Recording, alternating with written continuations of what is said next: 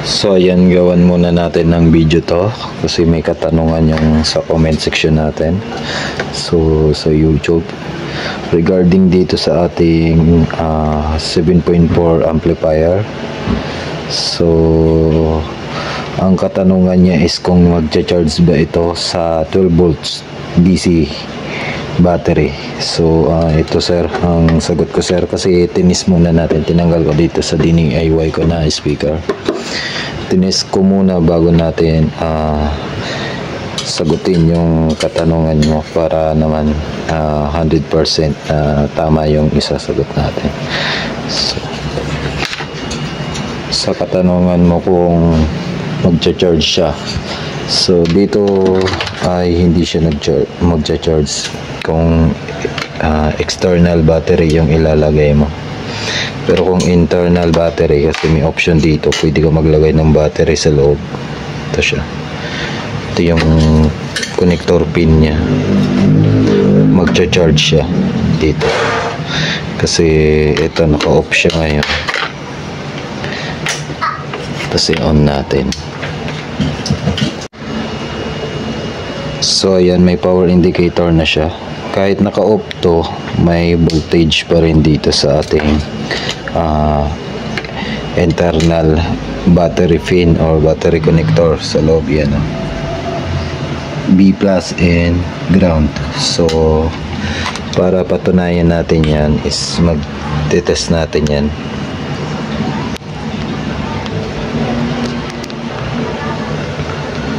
So bali itong ating digital tester is nakaset yan sa voltahe.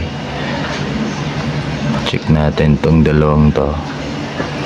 So ayan, may 12 volts siya output dito. So dito ka rin maglalagay ng battery, internal battery ng ating Bluetooth amplifier. So pwede siya lagyan ng internal battery and pwede rin siya lagyan ng external battery. Pwede rin siya sa mga motor, sasakyan na 12 volts. So dito tayo magte-test ng 12 volts niya sa external. So yan, naka-settings pa rin yan sa DC 12 volts or DC. So ayan, wala siyang voltahe.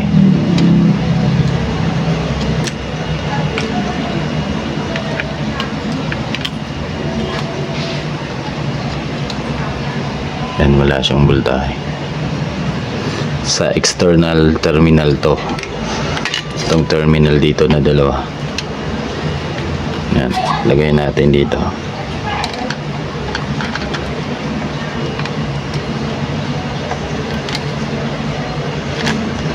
Yan, wala ring voltahe. Kahit i-on mo to, wala ring voltahe yan. So yan, naka-on na siya. So patunay lang na may power yung ating amplifier. So wala rin siyang voltahe. Di kagaya dito sa internal connector nya or pin connector. Ito, kahit naka-on or off yan, may voltahe yan. Ibig sabihin magcha-charge yung internal battery natin na ilalagay. So may ginagawa ko dito, ito lithium bat to ng mga battery ng laptop. So may BMS siya na 2S or 2 series. Yan. Yan. So ang issue lang nitong ating BMS is nakaseparate yung connector ng kanyang charging and out.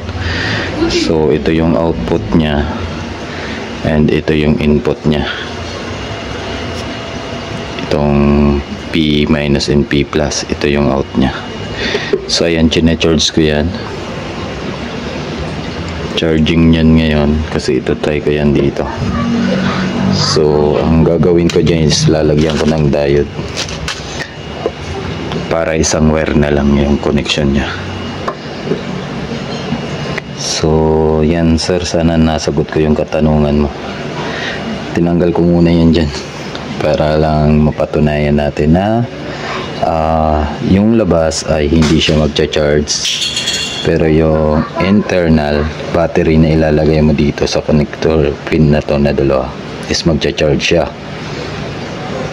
So yun mga kadabs. So sa mga magmo-modify din nito or sa mga magdi-DIY ng Bluetooth speaker, pwede to sa, again ulitin po, pwede siya sa motor, tricycle, and sa mga 12 volts battery, or kung mayroon kayong DIY solar na 12 volts ang yung battery, so pwede siya. Ayan mga kadabs, thank you for watching.